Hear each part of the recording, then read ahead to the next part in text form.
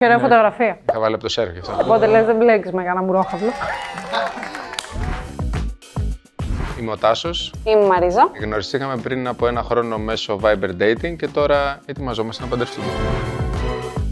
Ήταν καλοκαίρι. Βασικά ήταν κάτσε να δούμε τι γίνεται με αυτό. Στην ουσία συνημέρωνε η Viber για την καινούργια εφαρμογή που είχε μέσα. Και έχει και αυτό το ροζ πάνω. Δεν σου εμφανίζει επαφές που έχεις ήδη στο κινητό. Κάνει απόσταση και ηλικία. Έχει ωραία φωτογραφία. Θα βάλει από το σέρφ αυτό. Οπότε λες δεν μπλέκεις με κανένα μουρόχαυλο.